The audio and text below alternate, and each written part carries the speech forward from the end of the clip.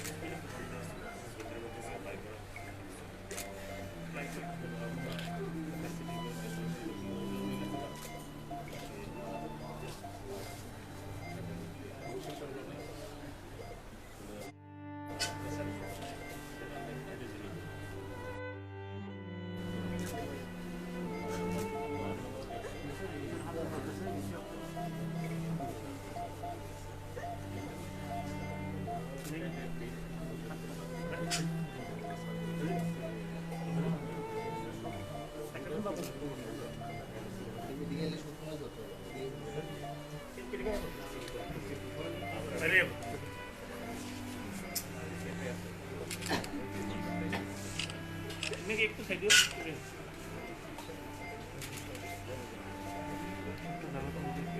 I করো আইলে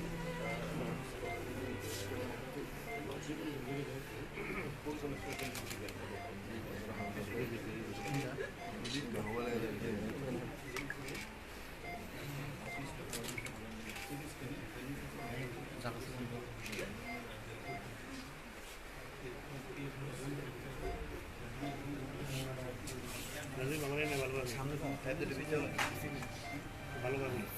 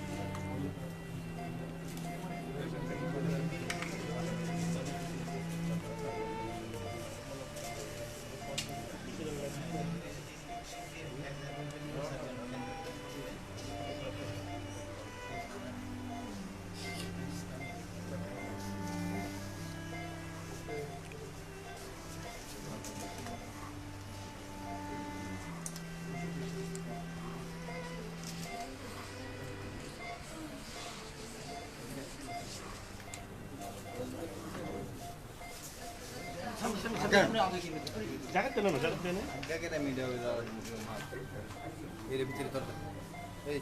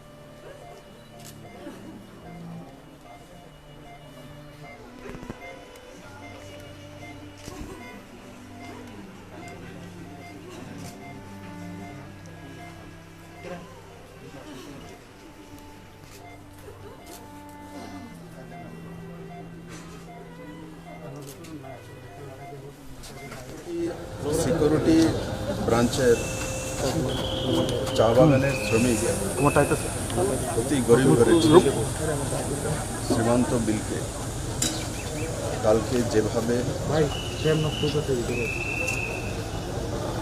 জাতীয় কংগ্রেসের অফিস থেকে और प्रायोजित तरीके से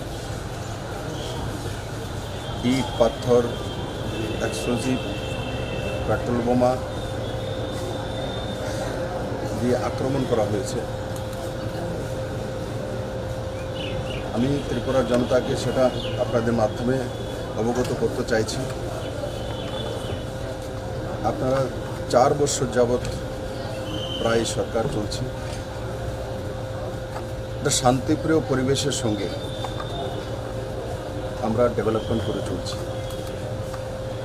নরেন্দ্র ভাই মোদীর নেতৃত্বে ত্রিপুরা এক নতুন গতি পেয়েছে, ত্রিপুরার মানুষ নতুন দিশা পেয়েছে। কালকের ঘটনার যারা নায়ক, এরা বিগত দিনে আগরতলা শহরকে সময়ে সময়ে এগুলোই করেছে, কিন্তু এবার পালা আমার সঙ্গে করেছে। আমি আপনাদের সঙ্গে এলান করতে চাই, পুরো ত্রিপুরাতে কালকে আমি দেখেছি কারা কারা সেই অফিসে ছিল, কারা কারা সংগঠিত করেছে, বিশালগড় থেকে কে এসেছে, কারা মার্ডার কেসের আসামি, কারা ফেন্সিডিলের সঙ্গে যুক্ত, কারা ব্রাউন সুগারের সঙ্গে যুক্ত, এই সবগুলো ছিল।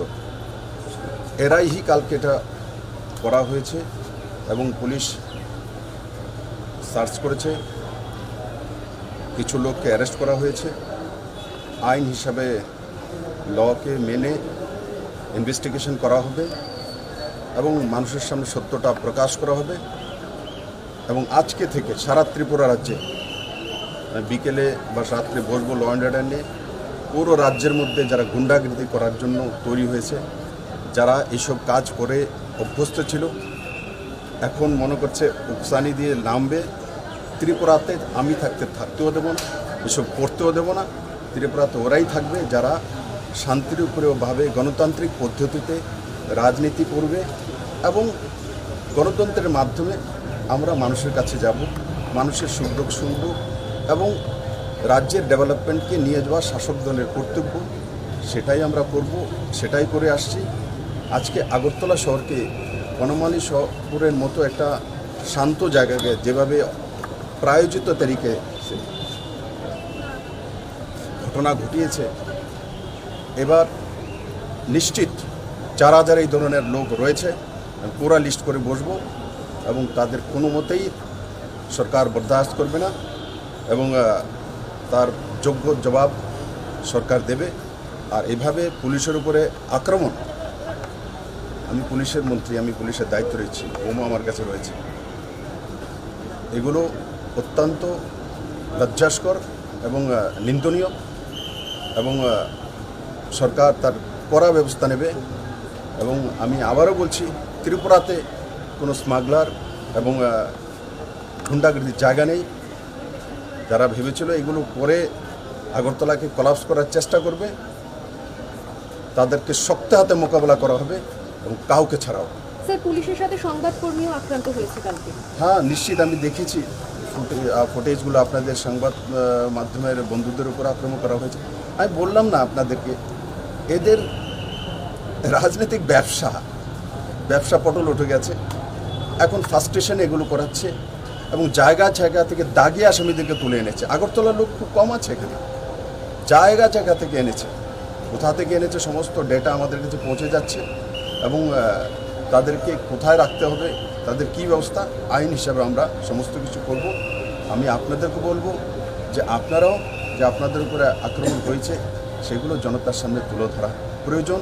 কারণ কি, এই ধরনের মানসিকতা সম্পন্ন, মানসিক বিকারগ্রস্ত বলবো, তো এদের স্থান রাজনীতিতে নেই, এদের স্থান তো জেলখানা হওয়া উচিত এবং সেই দিশাতে এরা যাচ্ছে। তো সামনে উপনির্বাচন রয়েছে, তাই বলে কি রাজ্যে অগ্নিগর্ভা পরিস্থিতি, তাই এটি কি একটা চক্রান্ত হতে পারে?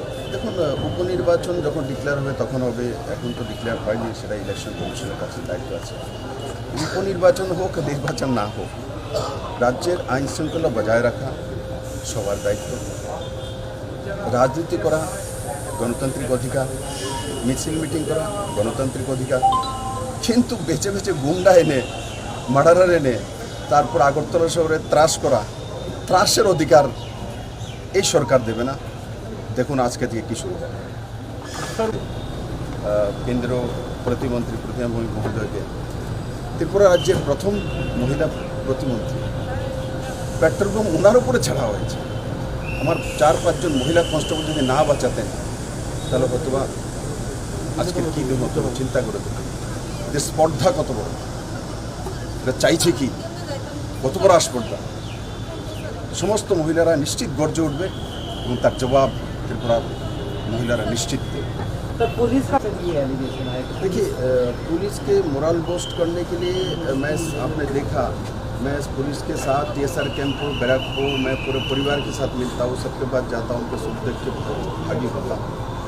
वही एक माध्यम है इनके साथ जुड़े रहने का, क्योंकि वो सुख दुख में लोगों के साथ देता है और मेहनत करता है। काल की घटना देखिए, पुलिस का क्या दोष है, पुलिस के ऊपर क्यों पत्थर मारा, पुलिस के ऊपर क्यों ईंट मारा।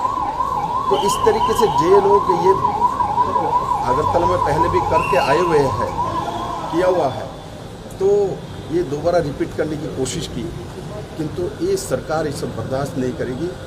और सब हम लोग देख चुके हैं, हमारे पास डेटा आ चुके हैं, हम इसके ऊपर कड़े इन्वेस्टिगेशन करेंगे और जो लोग दोषी है और उनके ऊपर आइन के हिसाब से लॉ मान के उनको कार्रवाई निश्चित होगा। Thank you.